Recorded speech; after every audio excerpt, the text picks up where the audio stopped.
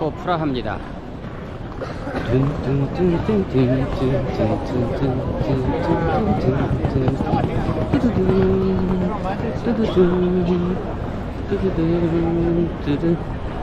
이 주제음악은 많은 분들이 아실 겁니다.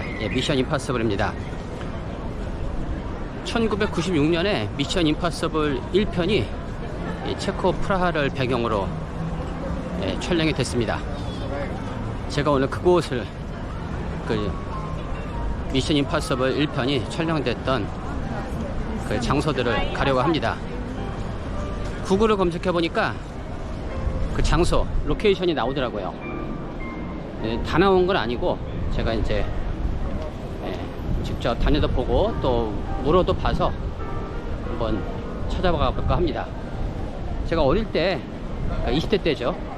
그 미션 임파서블 1편을 많이 봤어요.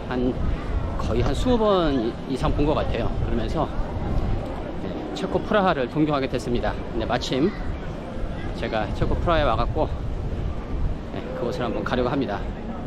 지금 여기 날씨가 별로 안 좋아요. 제가 있는 동안에 계속 비가 와갖고 제대로 못 다녔습니다.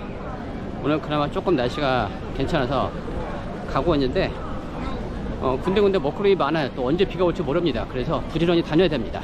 미션 임파서블 촬영지를 찾아서 프라하 속으로 들어가 보겠습니다. 첫 번째 장소에 도착했습니다. 영화 도입 부분의 첫 장면인데 지금 제가 이곳에 와 있다니 정말 꿈만 같습니다. 그 영화에서 보면은 오른쪽에 지금 이 건물 베이지색이죠. 창문 4개 똑같고요. 그리고 왼쪽에 가로등 2개 똑같아요. 길은 약간 다릅니다. 바닥의 모습이 좀 다른데 그건 뭐 어쩔 수 없는 거고요. 근데 이게 저 앞에 보이는 프라하 성의 모습도 똑같습니다. 다만 이제 여기가 이렇게 공사하고 있어요. 이 건물이 이게 공사하고 있어갖고 뷰를 완전히 망치고 있어요. 구글을 검색하면 이 영화 이 로케이션 장소에 대한 설명이 나옵니다. 여기 보니까 이 미션 임파서블 1편에 대한 설명이 나오고 또 그게 이제 프라하에서 찍은 장소들이 이렇게 소개가 돼 있어요. 제가 그거로 이제 여기 찾아오는 거지 이 자세한 어디 위치를 명확히 찾는다는 건 솔직히 되게 힘들어요. 첫 번째 나오는 장면의 주변 모습입니다. 왼쪽에 카를조가 보이고요. 그 다음에 저 멀리 프라하 성이 보입니다. 제가 온 곳은 탐 크루즈가 그 영화 속에서 탐 크루즈의 배역 이름은 이든이죠. 그 이든이 동료 사라와 저 문을 열고 나옵니다. 임무를 마치고 문을 열고 나오죠. 바로 그곳입니다. 바로 요 문입니다. 요 문을 열고 나오죠. 그리고 이 오른쪽 건물이 리히텐슈타인 궁전이고요. 그리고 왼쪽이 카를조입니다. 근데 표를 여기서 파네요. 여기 보트 타는 곳인데 물론 영화 속에서는 이 장면이 없었죠. 망치네 이게. 미션 임파서블 1편 영화가 이 카를조하고 그다음에 이 불타바 강변을 배경으로 해서 촬영된 걸 알 수 있습니다.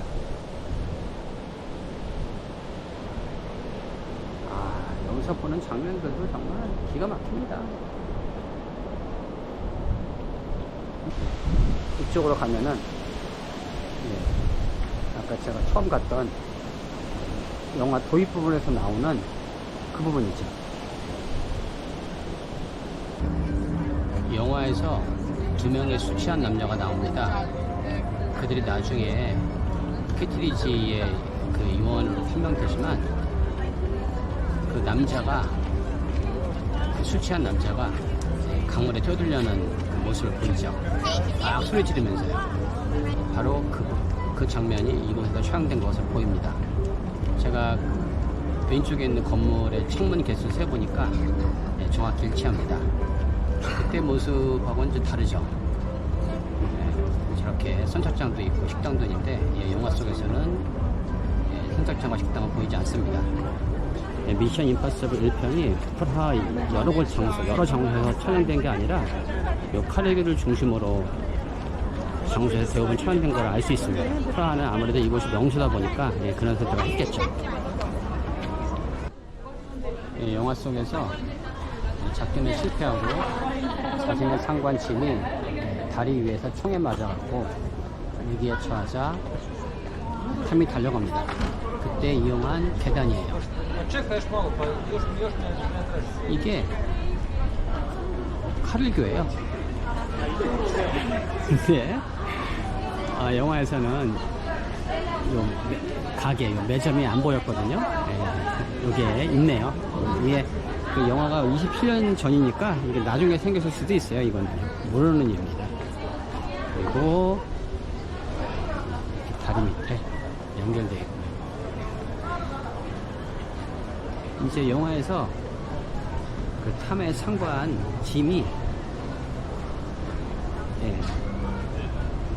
자기가 총에 맞은 것처럼 연기를 하죠. 그리고 이제 다리 아래 강으로 떨어집니다. 그 장면도 카르기에서 촬영된 것으로 보입니다.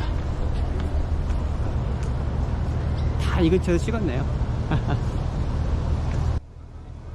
영화에서 탐의 상관 짐이 강으로 떨어진 위치가 카르기 중간쯤인 것 같아요. 요지점인 것 같은데 이게 이제 장면이 밤에 촬영이 된 거라서 지금하고는 좀 다른 것 같아요. 작전에 실패하고 자기 동료가 차에 탔는데 그 차가 폭발을 합니다. 그 폭발하는 곳이 바로 여기입니다. 그런데 탐이 이 위에서 폭발 장면을 바라보죠. 영화에서는 요 가로등이 없었어요. 근데 새로 생긴 것 같습니다. 영화에서는 이 계단 앞에 차들이 주차된 걸로 이렇게 나오거든요. 그런데 이 주변에는 차는 세울 수 없는 것 같아요. 저기 왼쪽에 보이는 차는 아마 업무용 차일 겁니다. 이곳은 탐의 동료 사라가 칼을 맞고 죽음을 당한 곳입니다. 이곳 찾는 게 힘들었습니다. 그 구글에서 이것을 정리하는 사람이 위치를 제대로 언급을 안 해놔갖고 제가 식당 가서 밥을 먹고 팁까지 주면서 이 장소를 물어봤습니다. 근데 이 사람이 어느 정도 알더라고요. 여기 사람들 많이 오나봐요. 예, 바로 이곳입니다. 여기서 그 사라하고 또 한 명의 그 신원 미상의 남자가 칼을 맞죠. 그리고 탐이 피 묻은 칼을 자기가 손에 만지죠. 그래갖고 또 경찰이 오니까 이걸 넘습니다. 이 문을 넘어요. 그래갖고 도망갑니다. 근데 지금 이 문 높이가요 생각보다 높습니다. 제가 영화상 볼 때는 그렇게 안 나빠 보였는데 상당히 높아요. 거의 한 3m 가까이 되는 것 같아요. 제일 높은 부분은 3m 정도 될 것 같습니다. 지상에서요. 그리고 탐이 넘어서 도망가죠. 근데 영화상에서는 이 거리가 넓어 보였습니다. 근데 여기서는 뭐 넓지가 않아요. 아무래도 밤에 그때 그 배경은 밤이었으니까 좀 다르겠죠. 여기는 카를교에서 약 1.4km 정도 떨어진 곳입니다.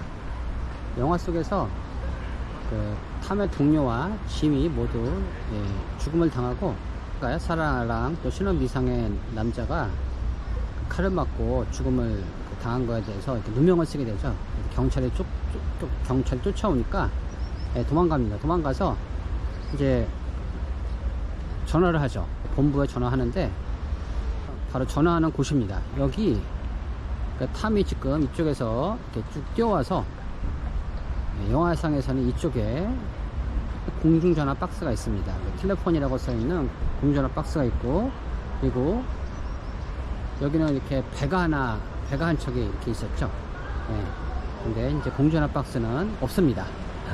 영화상 완전 이제 하나의 소품이겠고요. 그래서 여기서 이제 뭐 키트릿인가요? 그 본부에 그 우두머리인가 그 사람한테 이제 전화를 하죠. 예, 그래서 자기 동료들 다 죽었고 이제 만날 약속을 정하죠. 예, 바로 그 장면입니다. 예, 여기가 지금 제가 검색을 해봤는데 지금 요 앞에 보이는 요 탑이 의미가 있는 건물 같습니다. 여기가 급수탑이라고 해요. 옛날에 여기서 물을 공급했나 보네요. 그러니까 급수탑이 있었다는 말은 상수도를 공급했다는 얘기인데 대단했네요. 근데 참 신기한 게 거의 27년, 30년이 됐는데 지금 요 모습은요, 이렇게 동그랗게 이렇게 길이 이렇게 휘어지는 모습은 영화 속이랑 똑같습니다. 하나도 변한 게 없어요. 참 영화에 어떤 그 출연 장소 왔다는 게 재밌기도 하고요, 또 신기하기도 합니다. 강 건너편엔 정말 건물들이 예술입니다. 예술.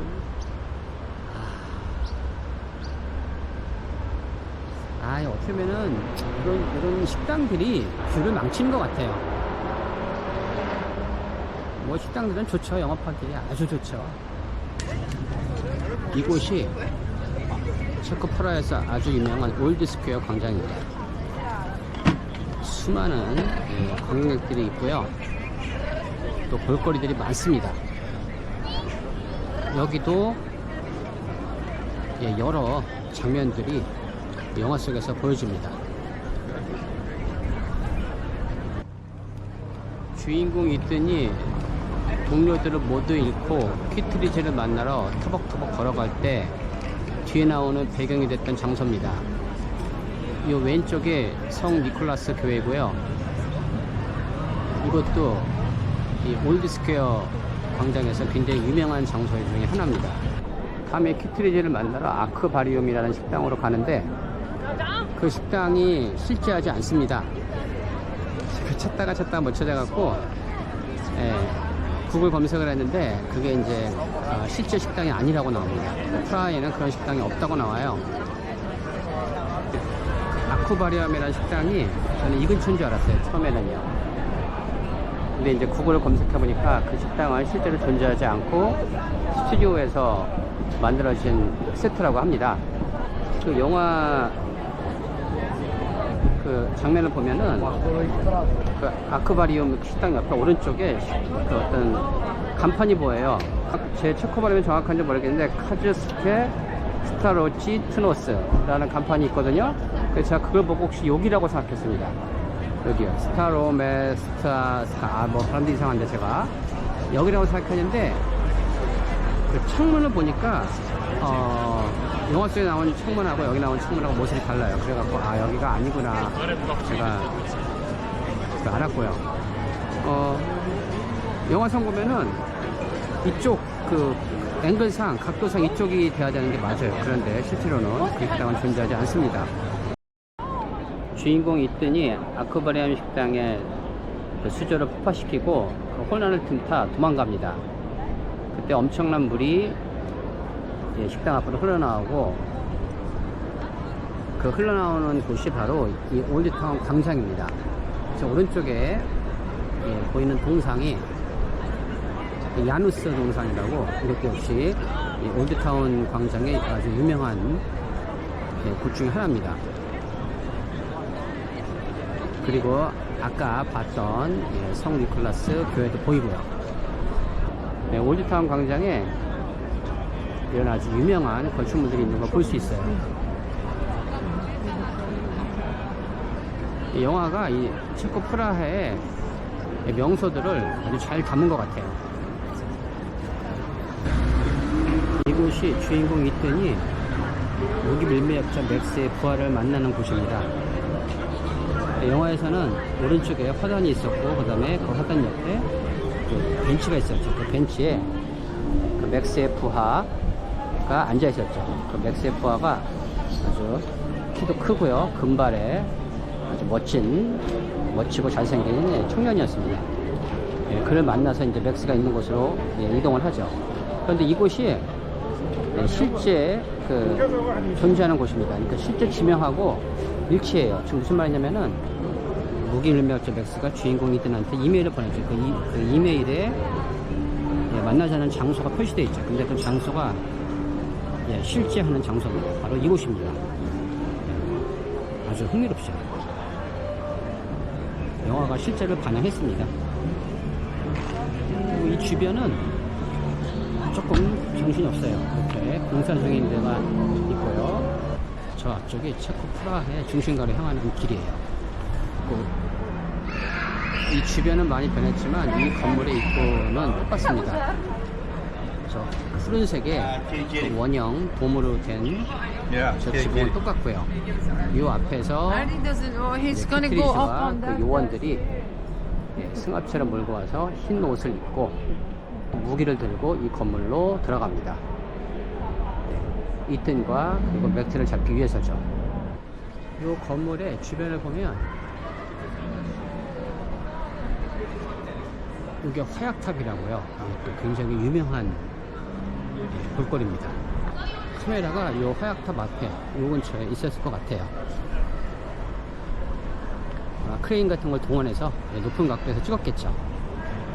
맥스 부하가 발코니에서 밖을 바라보죠. 키트리즈와 요원들이 자신들을 잡으러 오니까 도망가는 이게 이제 실내 장면인데 나오죠. 화약탑을 내서 도망가는. 이곳은 주인공 이튼과 무기밀매사 맥스가 벤지 승용차를 타고 도망가는 곳입니다. 이 길거리를 따라 이제 벤지 승용차가 쭉 앞으로 나오죠. 저 멀리 뒤에 보이는 거는 화약탑입니다. 지금 이 각도에서 찍은 것 같아요. 근데 영화에서는 저 화약탑이 좀 더 크게 나온 것 같은데 제가 정확히 각도를 잡은 건지는 모르겠어요. 지금까지 미션 임파서블 1편을 촬영된 프라하의 여러 장소 돌아봤습니다. 이렇게 영화 촬영 장소를 다니는 것도 재밌네요. 영화 촬영 장소가 대부분 명소입니다. 그러다 보니까 자연스럽게 제가 이 프라하의 명소를 가게 되었고 굉장히 보람 깊은 촬영이었습니다. 제가 또 검색을 하다 보니까 그 본 시리즈 있지 않습니까? 맷 데이먼이 주연한 본 시리즈도 그 1편 본 아이덴티티인가요? 그것이 프라하다에서 촬영됐습니다. 그것도 한번 가봐야 될 텐데 제가 시간상 여유가 없어갖고 저는 다음에 가보도록 하겠습니다. 지금까지 제 영상을 봐주셔서 감사드립니다. 여기는 체코의 프라하입니다.